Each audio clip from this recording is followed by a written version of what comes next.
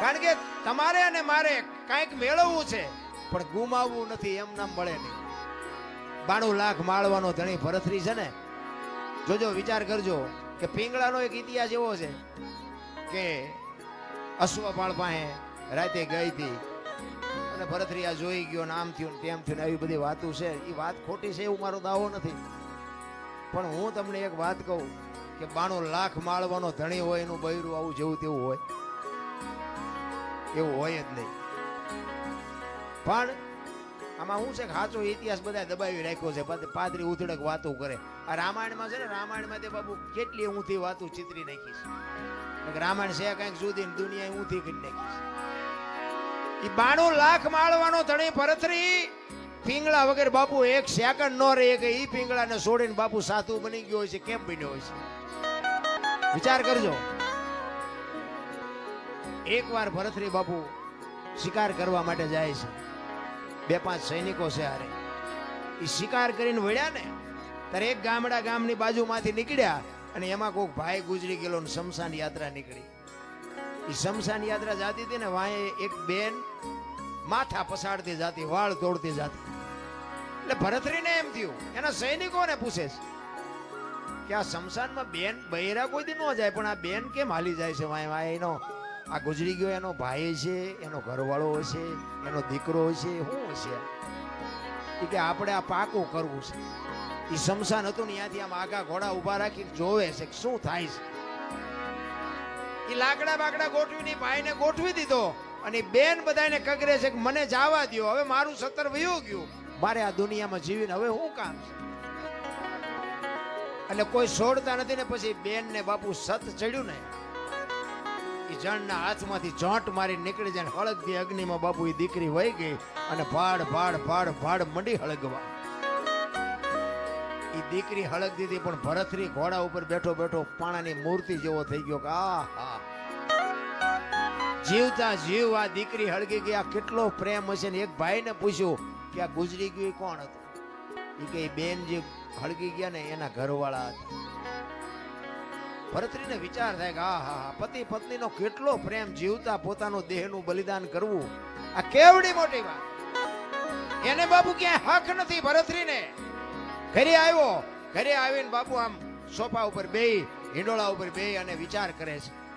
પિંગળા પૂછે છે કેમ આજ કઈ બોલતા નથી? પાણી લઈ આવું, ચા લઈ આવું, જમવા લઈ આવું?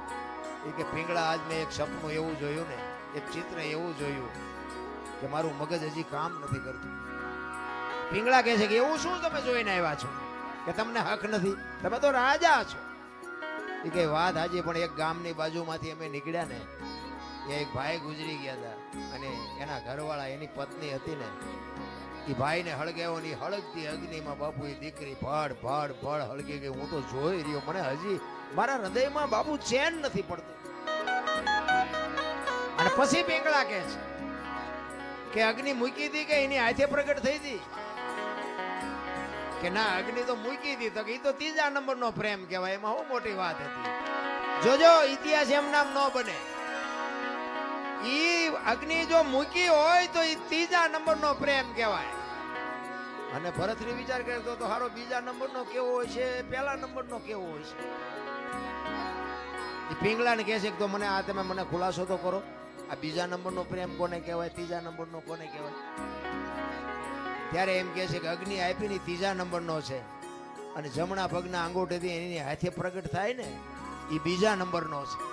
તો કે 1લા નંબરનો? કે 1લા નંબરનો પ્રેમ ઈ છે કે પોતાની પત્નીને એનો ધણી ગુજરી ગયો એવી વાત જ્યાં કાને પડે અને શ્વાસ અંદર હોય તો બહાર નો નીકળે ને બહાર હોય તો અંદર નો જાય, ખોળિયામાંથી જીવ નીકળી જાય, આનું નામ 1લા નંબર. હવે આવું આપણા બૈરા કે એટલે આપણા બૈરાને પૂછ્યું કે ન પૂછ્યું તું મને કેટલા નંબરનો કરે છે? આપણે કઈ હારા તો એટલા બધા નથી જ.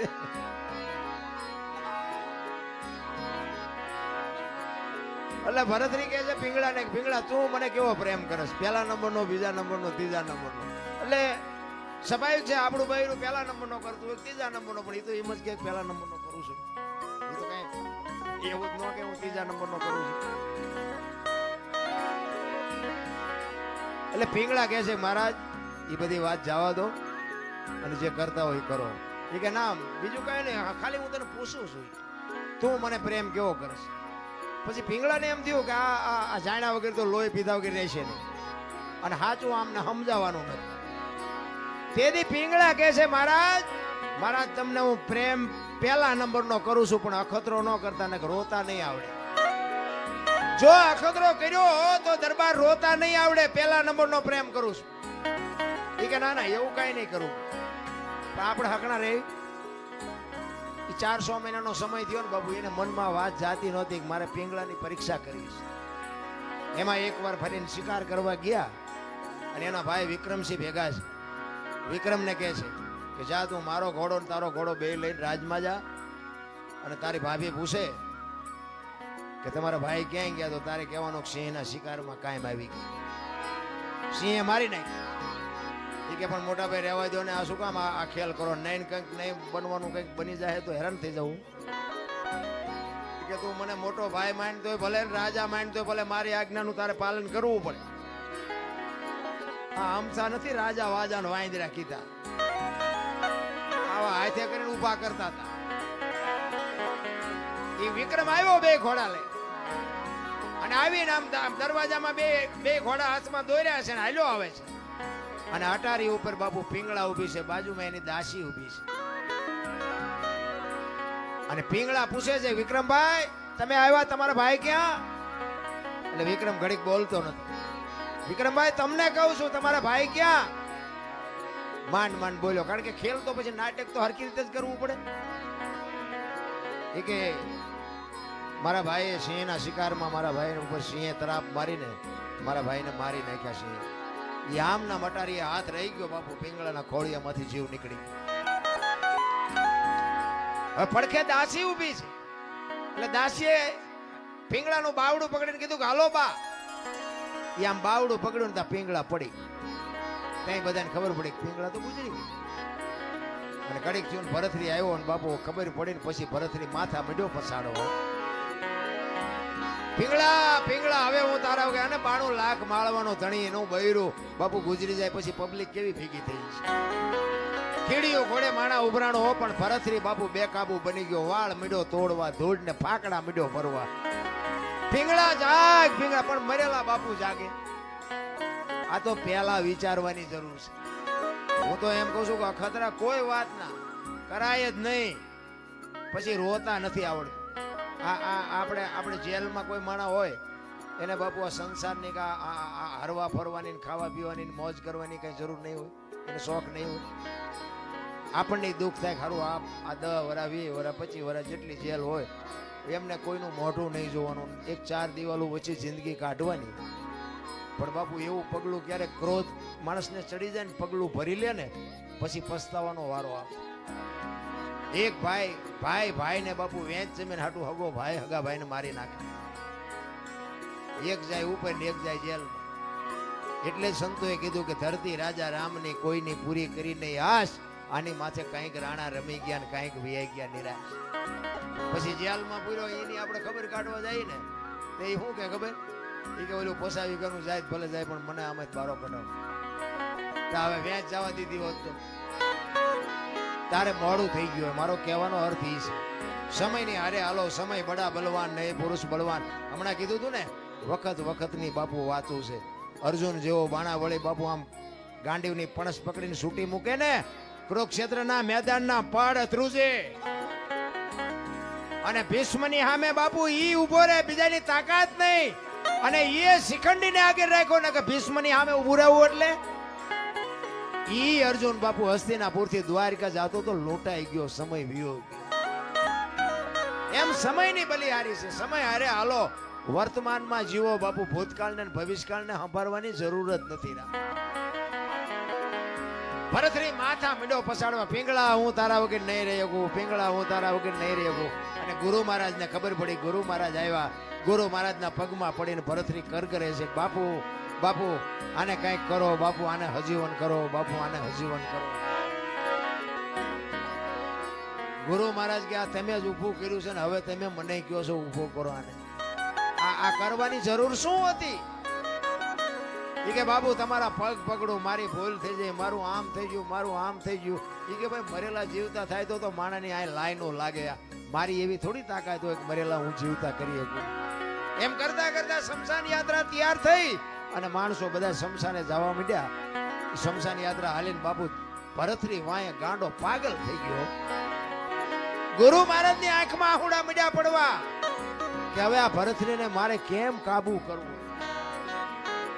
ઈ કે પાગલ થઈ જાય ને તો આખો 92 લાખ માળવો નોથારો થઈ જાય કે આ 92 લાખ માળવાને કોણ હાચવશે.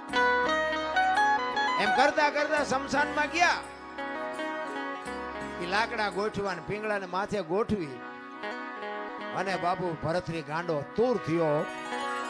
અને એમાં કુદરતને વાત રાખવી ને એક ગુંદકાનો આત્મો આમ જાતો હતો અને સદગુરુ મહારાજ એના ભજનના બળથી આમ જોઈ ગયા કે આત્મો હારો નથી, પણ આ ભરથરીને કાબુ કરવા માટે જો આ પીંગળામાં નાખું પીંગળા બેઠી થાય ને તો ભરથરી બાપુ ઠેકાણે આવી જાય.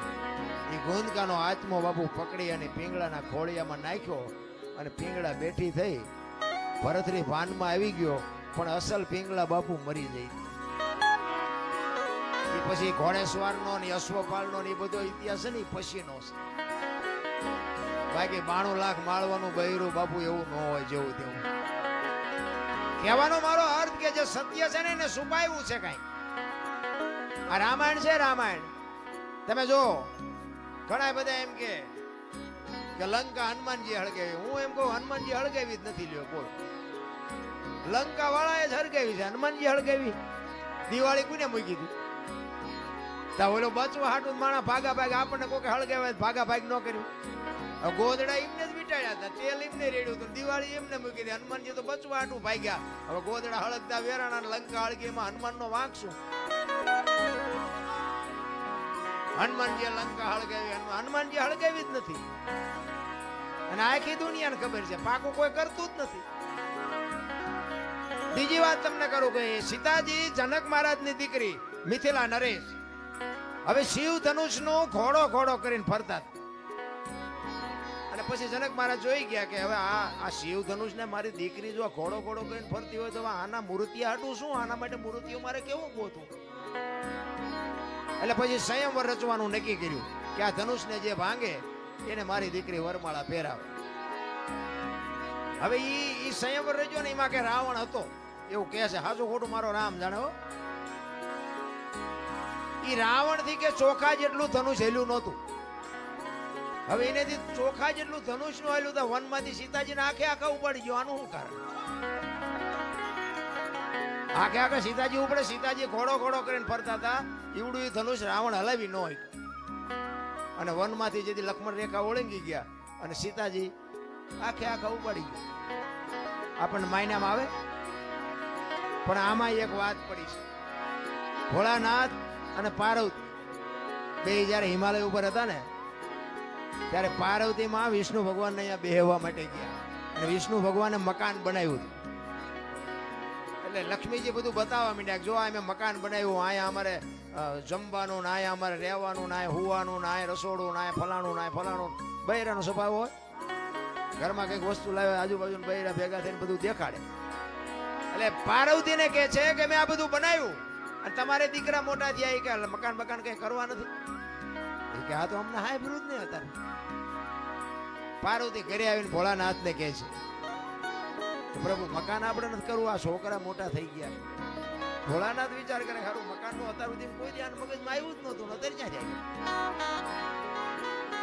એટલે કે વિષ્ણુ ભગવાન ને અહીંયા બેહવા ગઈ હતી એમને કે સુંદર મજાનું મકાન બનાવ્યું કે આપણે નથી બનાવવું. એટલે કે એ વાત સાચી તમારી, પણ કે આપણી પાસે પૈસા નથી. હું તમને ભભૂતિ આપું, ભભૂતિ લઈને જાઓ વિષ્ણુ ભગવાન ભાઈ એના બરોબર હોનું લઈ આવ્યો અને હોનું વેચીને આપણે મકાન કરીએ. કારણ કે આપણી પાસે પૈસા છે. ભોળાનાથ ને ખીસું જ નહોતું, પૈસા છે રાખવા જ. એટલે ભભૂતિ આપીને એટલે પાર્વતી કહે છે કે આટલી ભભૂતિમાં કેટલું હોનું આવશે કે પણ લઈ તો જાઓ, એટલું તો લઈ આવો પછી કઈક આગળ જોઈશું. એ ભભૂતિ લઈ અને પાર્વતીમાં ગયા છે અને ત્યાં જઈ અને પછી કીધું કે આના બરોબર અમને હોનું આપો. હવે સાબડા મૂક્યો, ભોળાનાથની ભભૂતિ ઊંચી થાય. બાપુ હોનાના ઢગલા મીડ્યા કરવા, ગાડા ભરી ભરીને હોનું મીડ્યું જવાનું, સાબડું ઊંચું ન થાય. હવે અહીંયા ઢગલે ઢગલા થયા હોનાના. પછી કે આટલું બધું હોનું જતા ઈટું પાણાનું શું માથાકૂટ કર્યું, હોનાનું જ બનાવાય ને. એ હોનાનું મકાન બનાવ્યું અને વાસ્તુ પૂજન કરવા માટે તેથી સારામાં સારો ને વિદ્વાનમાં વિદ્વાન બ્રાહ્મણ રાવણ, એ રાવણ ને બાપુ અહીંયા વાસ્તુ પૂજન કરવા માટે બોલાવ્યો.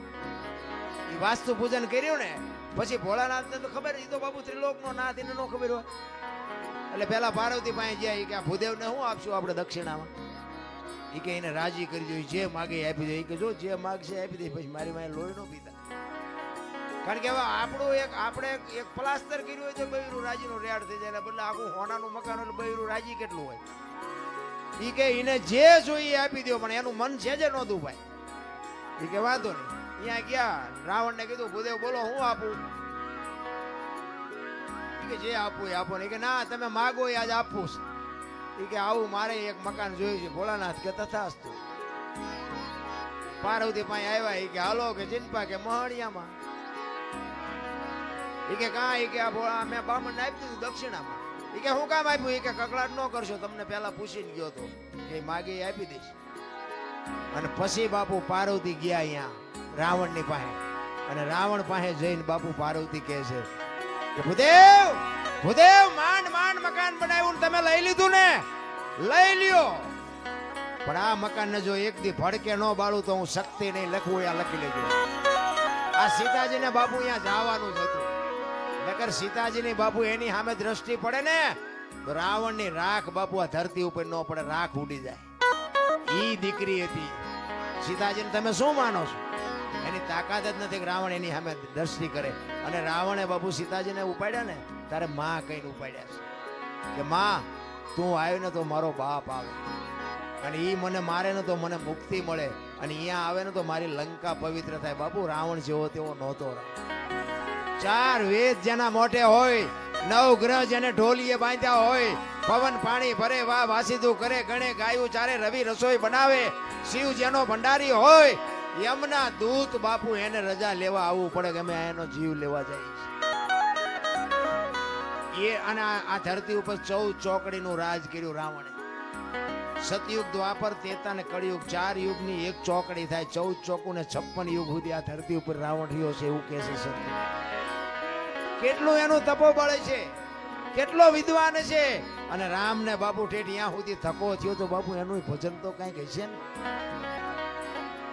પણ આપણને છે ને કઈ આમાં સમજાતું જ નથી. આપણે મને તો એમ થાય કે ચારે બાજુ કથાયું વંચાય છે, ધૂનું બોલાય છે, ભજન થાય છે, માતાજીના માંડવા થાય ને, હવન થાય ને, પ્રતિષ્ઠા થાય ને, મંદિર થાય, તો બગાડ કાં નથી ઉભો રહેતો? વિચારવા જેવું તો છે ભલામણા. કઈક આપણા ગઢ આવું કઈ કરી જ નહોતા શકતા. તો આ ચોરી ને લોટપાટ ને મારી નાખવાને, તોડી નાખવાને, અત્યાચાર ને ગમે એની દીકરી ઉપાડી જાવી, આ બધું તમે જોવો તો ખરા કેટલું બધું અંધારું હાલ્યું જાય.